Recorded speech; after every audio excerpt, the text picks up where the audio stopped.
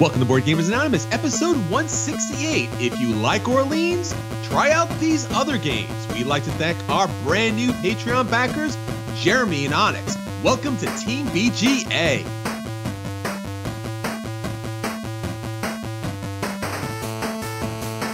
Welcome to Board Gamers Anonymous, the podcast of board gamers and the insane fun we have at the table together. This is Chris. And this is Anthony.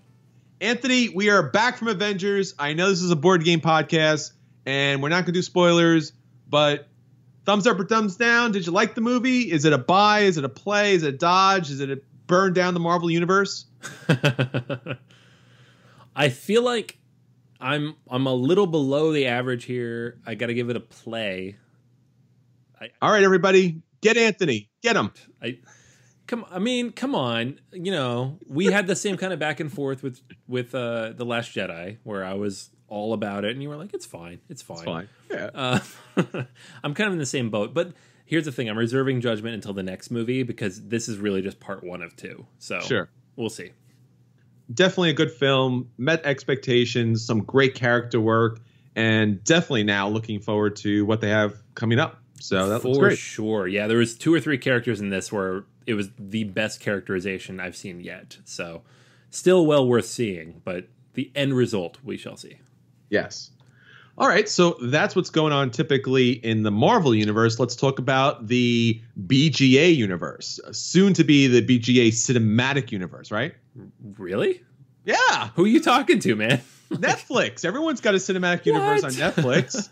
We're branching out, man. Do I have to go on screen or just my voice? Well, we're going to make you a giant purple dude that looks like the California raisin. Nice. But I'm cool with that. yeah, it's going to be legally distinct from Thanos, so don't worry about it. Cool. As long as there's like blue lights beaming into the sky, I'm cool. You have to have a blue light beam in the sky, otherwise it's not a superhero movie, dude.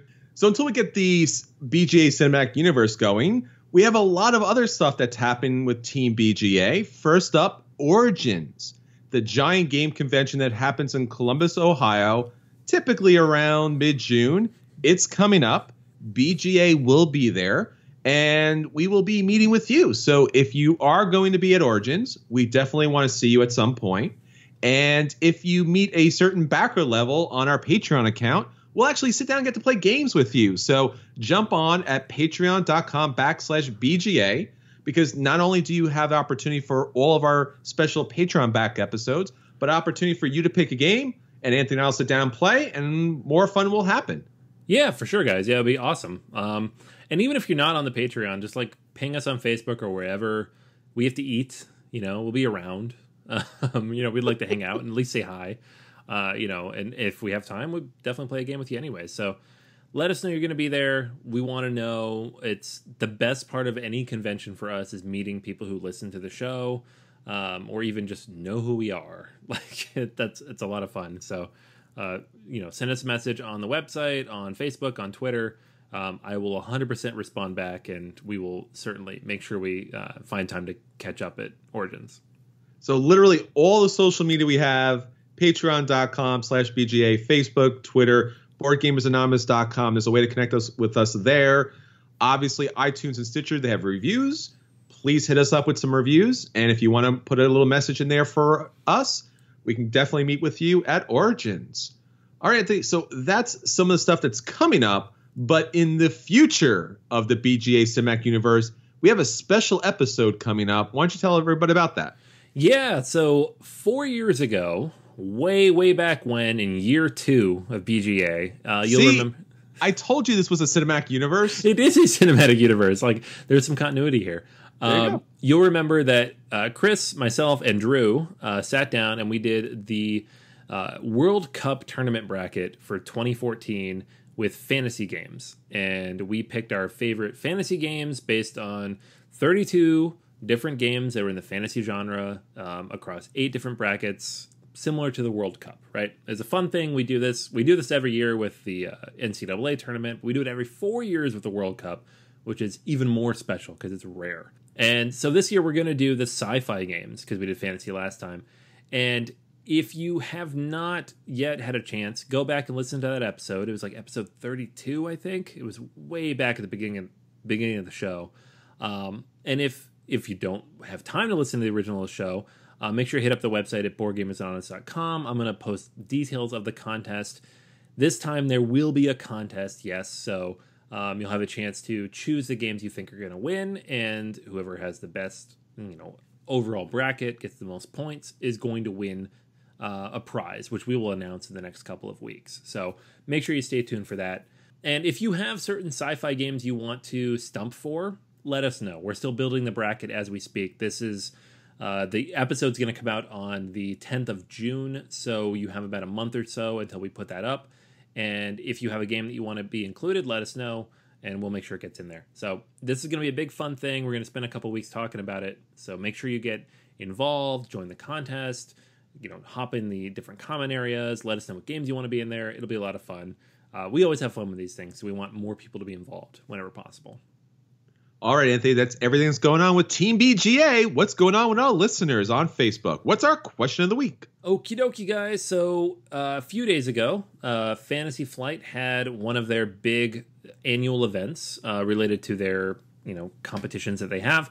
And in that event, they announced the second edition of X-Wing miniatures game. This is a game that's been around for about 5 years or so, and maybe 6 years.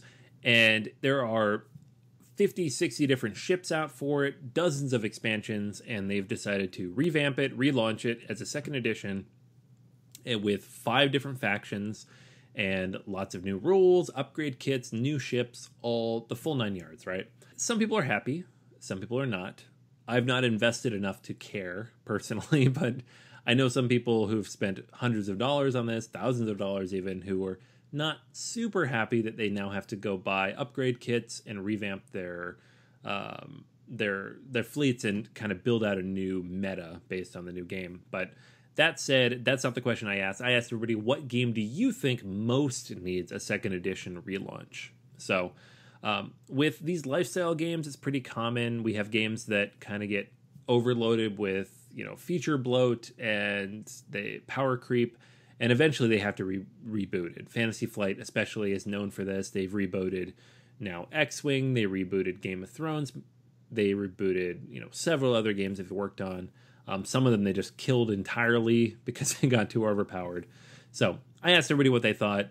We had a lot of good answers for this. Scott mentioned Castles of Burgundy, not because of mechanics, but because of better art and components, which I agree. So I don't think that game is overblown in any sense, but it can certainly do to look better. Andrew decided to chime in because he knew exactly what I was talking about and said, not X-Wing. There you go. Not X-Wing. We have Jason mentioned Myth or Mercs. He mentions he likes both games, but MegaCon is going away supposedly.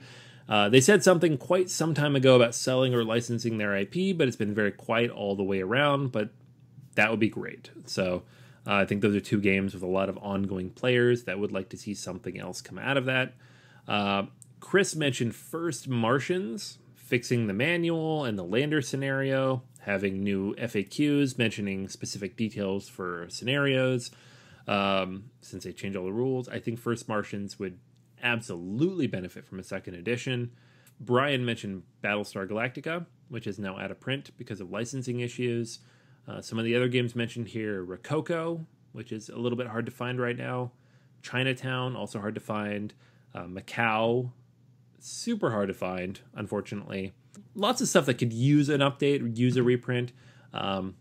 Personally, I'd like to see Battlelore come back. I know we just had it in the last few years, but I like it, and it's gone now because of the Rune Wars miniature game. And whether it's new expansions for Battlelore in the Terranoth universe or a Star Wars version of Battlelore, that'd be great. But that system in particular, I feel like deserves to be on the shelves continuously. Yeah, I was going to say something very similar to that as far as maybe Memoir 44, but I think you got me there. Battlelore 2, the new version of Battlelore in the Terranoth universe, I think that Fantasy Flight, Asmodee made a terrible mistake here. Now, we talked about this a little bit. When they came out with their miniatures game to take out a whole different market, I think they expanded someplace that either wasn't ready or it wasn't marketed well, because I'm already seeing that stuff on clearance. And obviously now with Star Wars Legion kind of taking up that oxygen, Battle Lore kind of revised, as you said, as a Star Wars or something else in their kind of IP universe would be excellent, because just like Memoir 44, that command and color system is brilliant and beautiful and so much fun to play. And pretty much anyone can jump into that game and kind of like, it's one of those things, a minute to learn and a lifetime to master. And that definitely needs to be kind of revised and brought back out again. Yeah, no, it's crazy. Like, I feel like there should be at least one command and color system at all times in print being updated with new expansions, because it's such a good system. You had Memoir 44 for years. I guess there's still stuff out there for it. You can still find it. Sure. Battle Lore is pretty much dead at this point. Which is a shame. It's such a good game. I have all of it because it was all on clearance and I picked it up, but I want the other factions. I want more content. And it's just such a good game. And something along those lines, whether it's a 3rd edition of Battle Lore or just bringing it back, that'd be great. How about something like Battle Lore 5 Armies? Oh, that'd be great. Right? Yeah. Because they have the IP for Lord of the Rings and the whole 5 Armies, the Hobbit kind of situation. You have the dwarves, you have the elves. You have the elves. Yes. You could bring out all of those different factions, the orcs, and man, there's just so much there.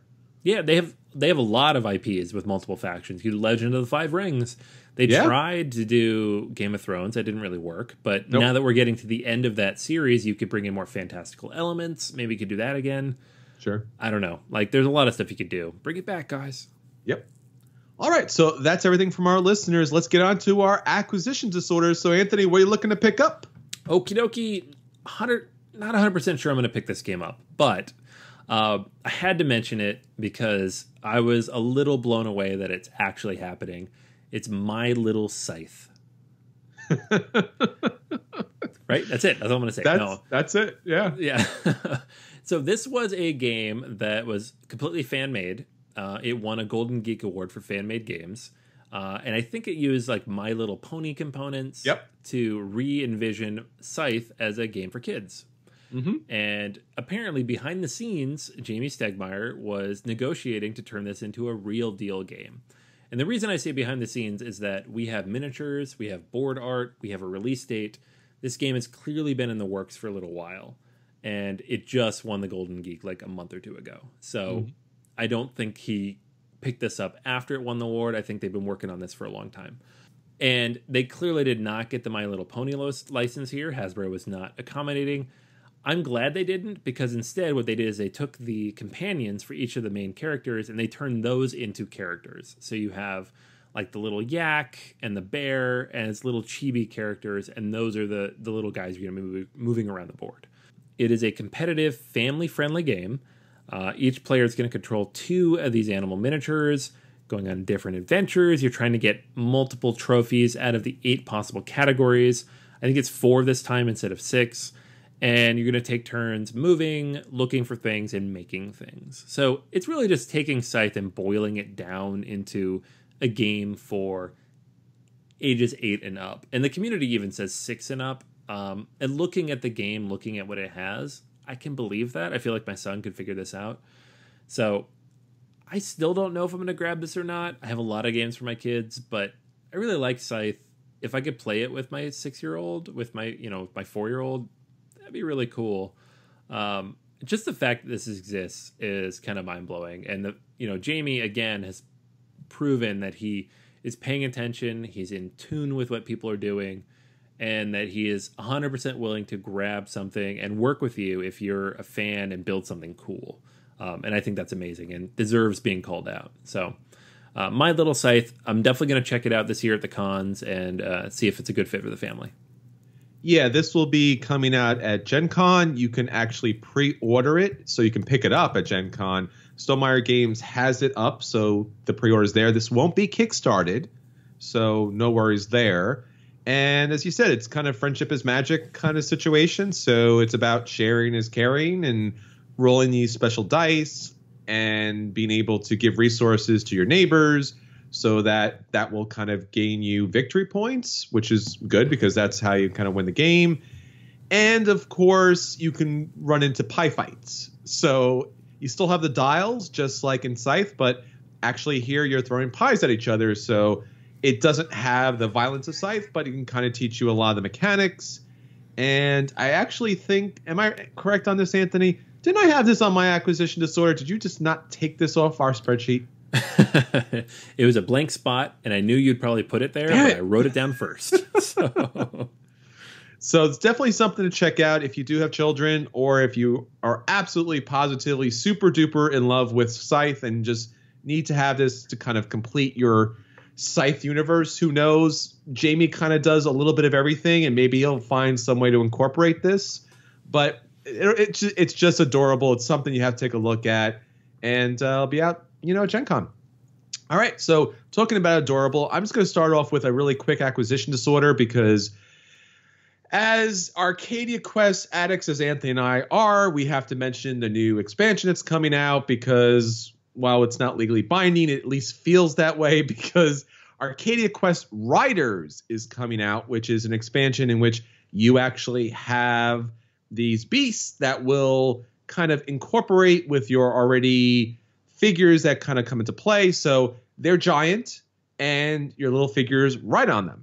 And the expansion has its own scenarios. It has its own big bad guy, but you can use all of your other Arcadia Quest in this, and you can use this in all of your other Arcadia Quest. So that's a thing. It's not being kickstarted. It's about $65. It says it's coming soon, so we'll probably also see this at Gen Con. And I announced it. What do you feel about that, Anthony? You know what? I love Arcadia Quest. This stuff is great.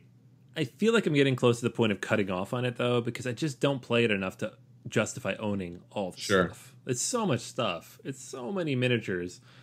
And I'm like, as few times as I've played it, I'm not even out of the base box at this point. And there's like 3 boxes deep. So I might pass on this, but they look really cool. They do. Yeah, it's a lot of stuff here. I do want to mention a new Kickstarter that's coming up really quick. It's called Mr. Cabbagehead's Garden. It's a charming, eccentric card game about anthropomorphic vegetables for 1 to 2 players. So there's a solo game here. So since Anthony took my acquisition, I'm taking his solo one. Now, this is currently on Kickstarter, and it'll wrap up on Wednesday, May 30th. So if this does sound interesting to you. Now, most of the interest here is it's a tableau building game. And there's a little bit of an engine as far as picking the right cards and utilizing honeybees as currency. So you have your garden set up, which is a 3x6 grid, and then new vegetables will come out to the garden. You have a choice of 3, and then you have to manage this kind of interesting little back and forth with the honeybees. They start on the left, you'll have a couple on the right, and depending on what vegetable you purchase to go in your garden, the bees go away or they'll be added. So you have to decide which card to take and what resources you do have available. And then obviously where you place them in the garden and how they are placed next to other vegetables of their type. There are certain scorings that come about. And there's certain scenarios, like if you get, a certain vegetable on the top left and one on the bottom right, then it'll score you additional victory points. While that seems kind of like been there, done that, what's extremely interesting about this game is the artwork. I've never seen artwork like this before. It's kind of got this, I guess, Victorian, European, British kind of look to it, where people are vegetables because they are your neighbors. And when you go on vacation, which will happen 3 times in the game, that's determined by your card deck, they try to steal your vegetables based upon their particular conditions. So keeping your vegetables away from these vegetable people, I don't know why that is, but it looks really cool. It's got an interesting take. The artwork is brilliant. And this is actually developed and designed, both the artwork and the production, by Todd Sanders, who actually lives in Pittsburgh, where he's a graphic designer. Yeah, I've met Todd a few times. He goes to my local store. Yeah, so this is definitely something to take a look out. So that is Mr. Cabbagehead's Garden, 1 to 2 player game. And if something you're looking forward to as far as just, a quick 15-minute game, this might be up your, garden. I will have to check this out. I'm surprised I haven't heard of it yet. Well, I do this whole acquisition disorder to make you buy games, Anthony. We already established that in the last week, man. You got me last week. What happened the week before that? Yep, got me then. Got me the week before that. You're going to buy this one, too. You know that, right? I'm going back 4 weeks here, man. You're killing my wallet. This fifth week is going to happen. You're going to pick up... Dude, it's a solo game from your friend in Pittsburgh. Yeah, I know. Like, it's a tableau building game. It's basically a puzzle. You love puzzles. I'm in. I'm already in. All right. Another win for the BGA Cinematic Universe. Can we move on before I spend any more money? Okay. All right, Anthony, let's get on to what's hitting our table. So what have you gotten to the table this week? Alrighty, guys. So I have the new game from AEG that I played. It's called Space Base. It is the newest game from John D. Clair. He's the guy who designed Mystic Vale. So he's the developer of the card crafting system. And this is his newest game with AEG. And the way they're describing this, or at least how some people are describing this, is a more streamlined, less solvable version of Machi Koro. And the reason for that is it has the same mechanism where someone else rolls, you get to do something. But the difference here is you're actually building out a fleet of ships. You start the game with your own personal board. It has 12 different ships on it. You start the game with 12 ships. And you have 3 different tracks, one of them for money, one of them for income, and one of them for victory points. They all go up to 40, and they're going to fluctuate each turn, right? On your own turn, you're going to roll your dice. You're going to see which of the dice come up. Each of the individual dice, you can activate those cards. So if you roll a 3 and a 4, you can activate the 3 and the 4 ship that you have on your personal board, right? Or you can activate the 7 ship. And the higher you go, the better the ships are because you're combining them, right? The interesting thing is other people can also activate the 3 and the 4 or the 7 based on the cards that they have tucked under their board. And these are going to be less valuable abilities, but they can stack them and they allow them to do things over the course of different turns. So it's kind of a cool mechanism. And at the beginning of the game, you're only going to have one of these tucked under. Each turn, you're going to be able to buy one new card. So every time you go around, you're probably going to add one card. Maybe every 4 or 5 turns you skip it. But every turn, you're going to add a card. And you're going to make your tableau stronger so that you're building up more income on other people's turns. So you might upgrade your 1, and then your 3, and then your 5, and then your 4, and then maybe your 9, but probably your 1 through 6 first. And just generate more income on other people's turns. And this number is going to go higher and higher based on how many players there are. If you're playing with like 5 people, the first time I did, we played with 5, and you're going to get a lot more income in between turns. The various card abilities are money. You can get more income. You can get victory points. And you can do other things such as load up special abilities that activate different cards in your tableau based on what people roll. The game only goes to 40 points. So the first person to trigger 40 points, you finish that round, the game is over. So in theory, it's a fairly quick game. And it should be a fairly quick game because you're only going to 40 points. You're going to go around a decent number of times before you build up enough of an engine to score a lot of points. But it shouldn't take that long. The problem that I found is that it does take a little bit of time, especially your first few plays. One, the rulebook is not great. It does not touch on 2 or 3 very important issues, such as order of triggers. There's a special ability that lets you load up charges onto cards that then activate based on certain die rolls. It is very unclear when those charges activate and when you can refill those charges.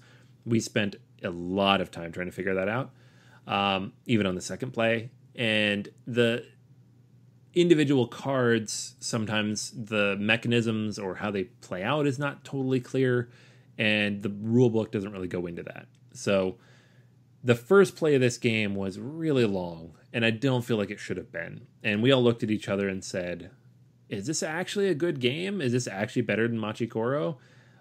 Second play was significantly faster, but still not as quick as the box says. I feel like, the box says 30 to 75 minutes. I think that's incredibly optimistic. I don't know if you're ever going to get to that point because you're always going to be spending time looking at the cards you can buy, trying to evaluate the different abilities, and just trying to figure out what you're going to do.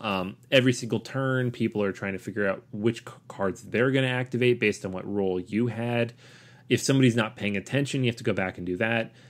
These are all the same problems you had in Machi Koro, but because of the nature of the game, it drags on just a little bit longer than that. And it goes a little bit longer because at the beginning of the game, you don't activate on everybody else's rolls. You activate once you've upgraded your cards, which doesn't necessarily happen for a little bit of time. So the mechanics are good. I like the game. I feel like when it's working, it is a better version of Machi Koro because it is a little more tactical. You choose what you upgrade. There's a little bit of luck involved, of course, because there's dice, but it works on a very fundamental level. Whereas Machi Koro was solvable, this really is not. But at the same time, in terms of how you learn it, how you play it, how you teach it, it's a little rough. And I think if you had 4 or 5 players who've played the game a couple times, it would fly through in 90 minutes. And it's fun. But as a family game, it's being touted as a family game, as a game that's supposed to take an hour. It has some issues. It could use an upgrade to the rulebook. It could use an FAQ. Even if you go to the BGG page, some of the responses from the designer and the developers aren't really clear. So it's a play. I think you should definitely give it a try. If you liked Machi Koro but found it a little bit too, solvable, a little too simple without the expansions, this game is better for sure.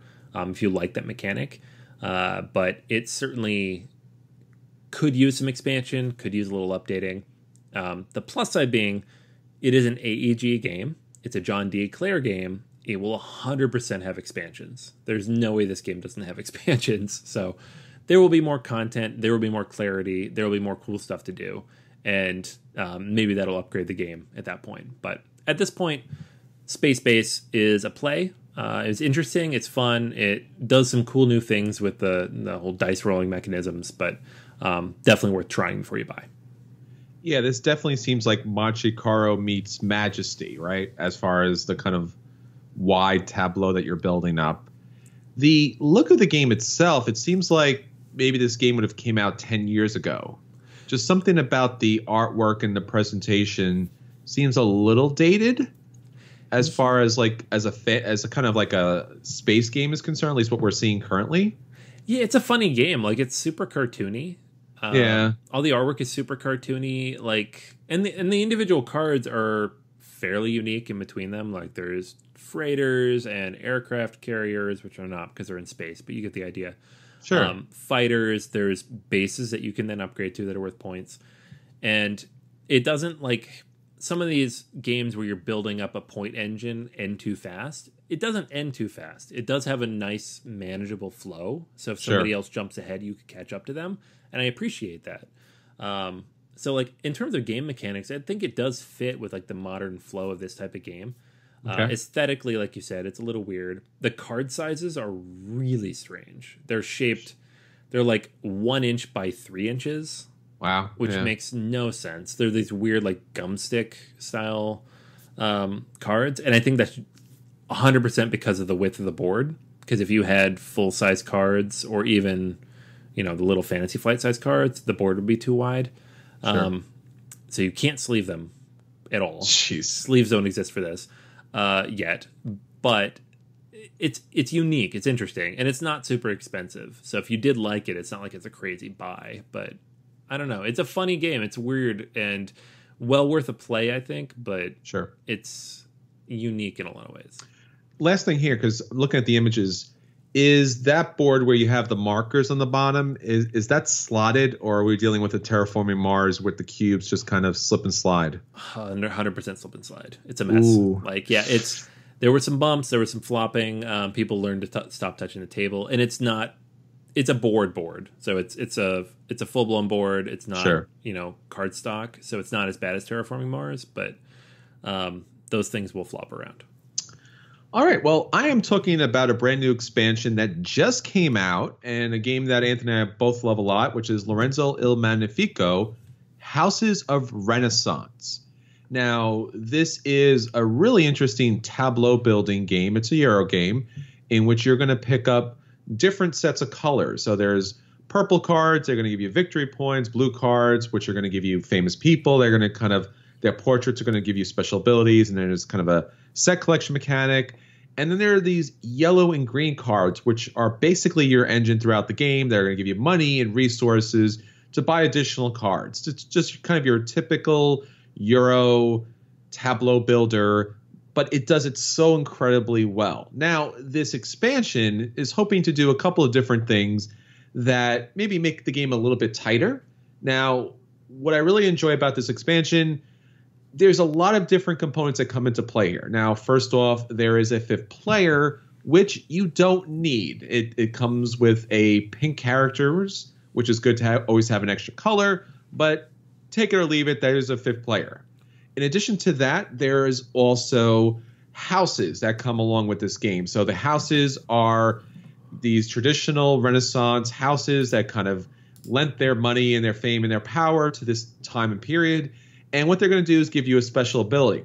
What I liked most about this expansion is typically when these asymmetrical gameplay powers are given out, they're kind of given randomly, or you get to choose from 2. But here, what happens is they're actually bid upon.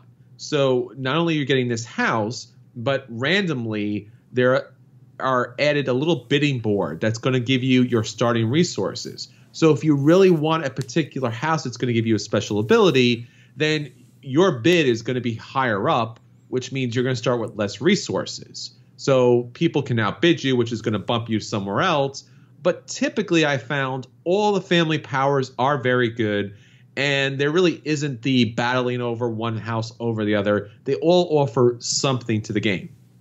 Now, in addition to that, there's going to be additional cards at the beginning of the game. So once again, playing those special characters that are going to give you a special ability once you reach a certain threshold.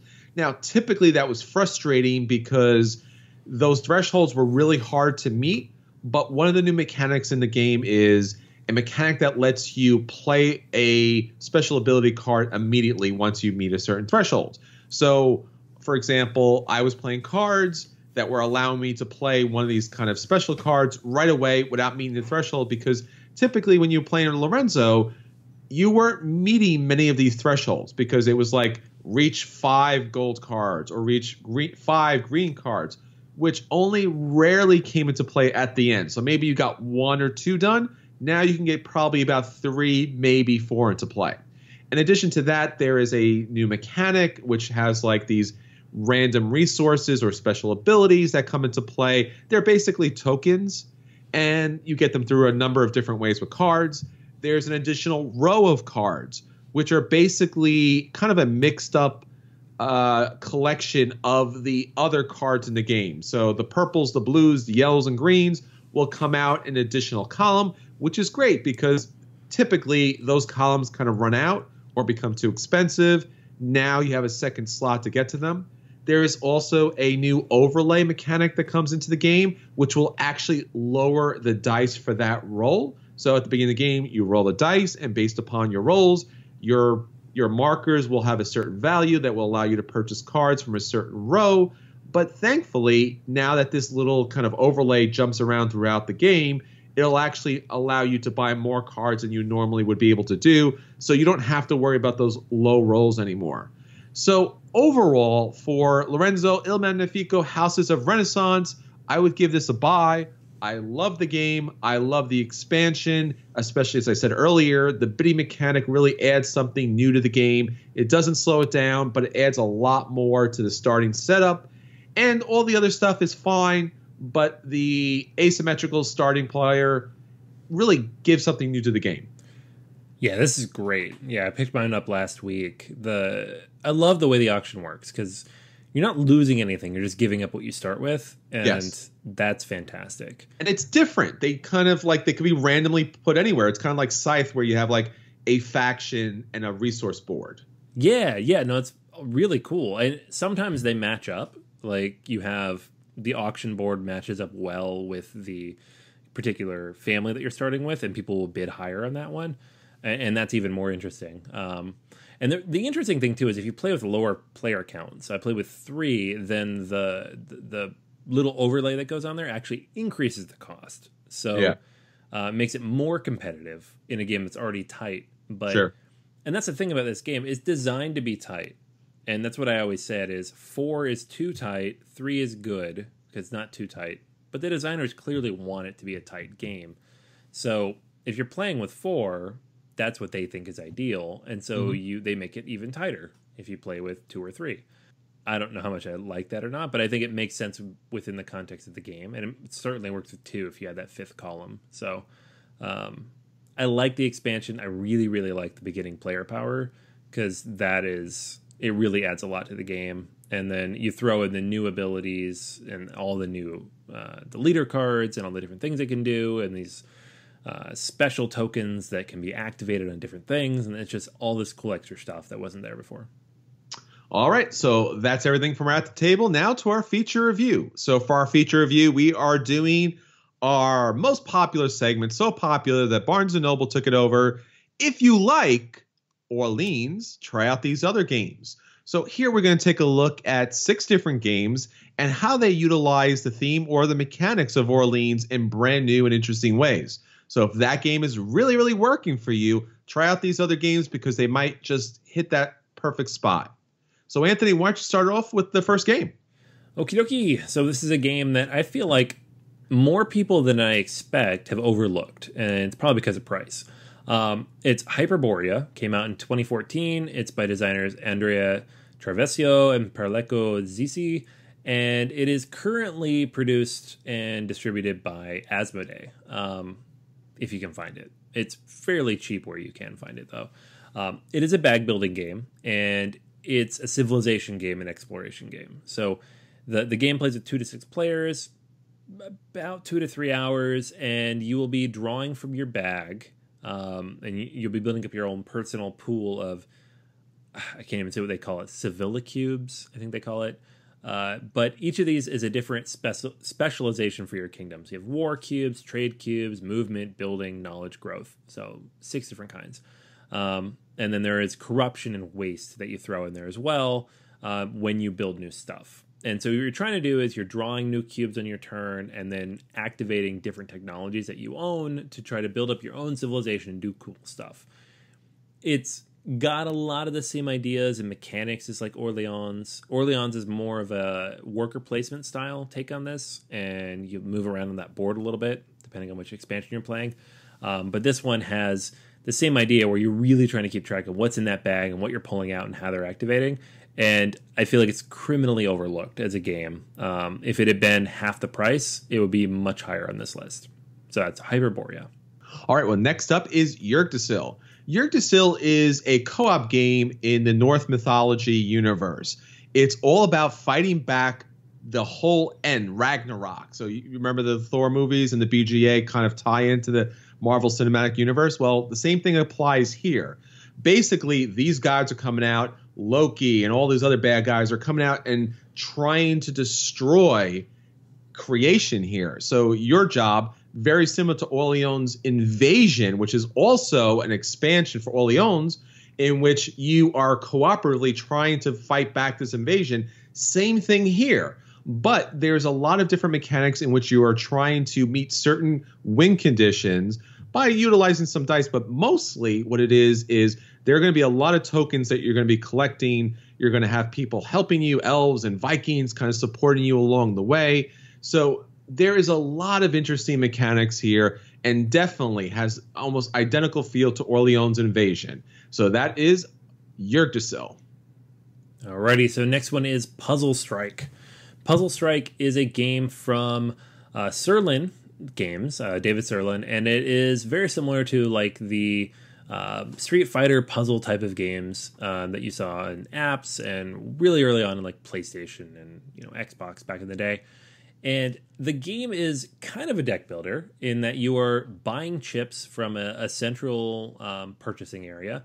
There are 10 different characters. You're going to start with one of them. They each have their own kind of style of play. But when you buy a chip, you throw it in a bag, and instead of drawing from a deck, you're going to pull your chips out of the bag and determine which actions you're going to be able to take. So similar to these various puzzle-style fighting games, you're going to use these chips and activate different abilities and attack your opponents. but it's completely random what you pull out of that bag based on what you built up. So kind of that really early ideas of bag building put into place for a, multiplayer one-on-one style of fighting game where you're fighting, with the person on your left or the person on your right, depending on how many players are playing. It's a very interesting game. It has multiple game modes, lots of different types of players. You don't see it out much, but there is an app, again, as well, that you can pick up on the App Store, which is pretty fun to play, and that is Puzzle Strike. All right, well, next up is Roll for the Galaxy, the re-implementation of Race for the Galaxy, but it has a different mechanic to it. So instead of a card play, basically you have a bag building, or in this case, a cup building. So what you're going to do is you're going to start off with some dice that are going to allow you to roll them, and then select special abilities that are going to allow you to build up your tableau of special sci-fi, space theme, world settling, developments, new technologies, and that's going to also be able to generate more dice that are going to go back into your cup. You're going to roll those out. It's going to give you more money, more resources, allow you to have more abilities. So just like Orleans, you're going to be able to place these dice out in special spots in order to activate, in order to gain resources, and hopefully in order to roll through the galaxy. So that's Roll for the Galaxy. All right, next one here is Quarriors. So Quarriors is the game that gave us Dice Masters. This is the original game developed by Eric Lang and Mike Elliott through WizKids. And in the game, you're going to start with a certain number of dice, I believe 12 identical dice in your personal bag.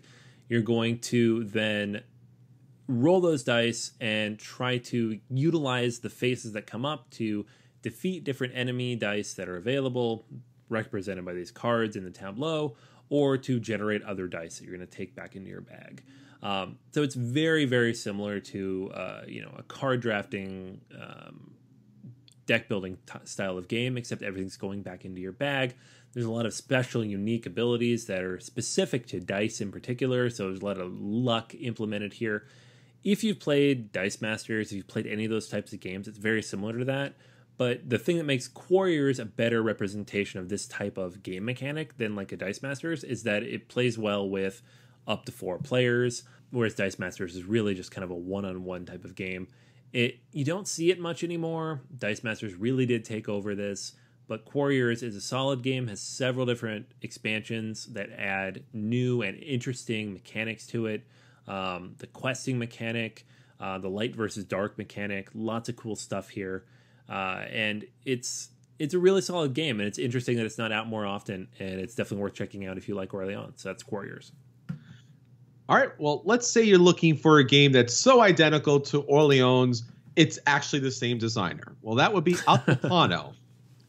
Now, Altiplano is all about utilizing this, once again, bag building, but it's a little slimmed down because you're just kind of using a little cardboard box. But basically, it utilizes Orleans with a little bit of Stefan Feld's Luna, in which there's all these different islands, which your meeple will travel to. And then utilizing special abilities, you'll be able to gain the resources from the island, stock them up on your warehouse for victory points, or meet special contracts and conditions. And it also comes with a giant llama, so that's pretty cool too. If you're looking for something that's just maybe a little different, but maybe not necessarily as good, but just kind of in that same realm, Altiplano is definitely what you're looking for.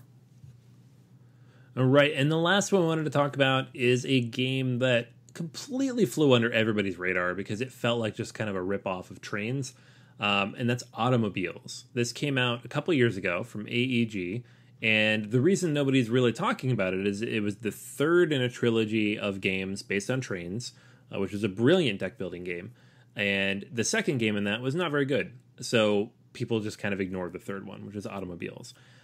In this game, however, you are playing a racing crew, and you have little cars that are running around a track. And instead of playing cards like in the Thunder Alley or rolling dice like in Formula D, you are building up a collection of cubes in your personal bag. And these cubes are going to influence things like your handling, your pit crew, your speed. And you're going to be drawing them and kind of customizing your race car and surrounding yourself with the best crew and throughout the process. So you're basically building up all the things that are going to influence how fast you move and how you get around the track. And it's a very unique, interesting take on not only racing, but the deck building and pool building mechanic itself. There's really not another racing game that's like this, and it works really well. And it's a shame that it doesn't have more attention because of, just kind of where it fell, a couple years ago. So that is Automobiles from AEG. All right, so if you like Orleans, definitely check out these 6 great games. They all offer different perspectives on the wonderful bag building mechanic and really do it in a new and interesting way. Okay, until next time, this is Chris. And this is Anthony. And we'll save you a seat at the table.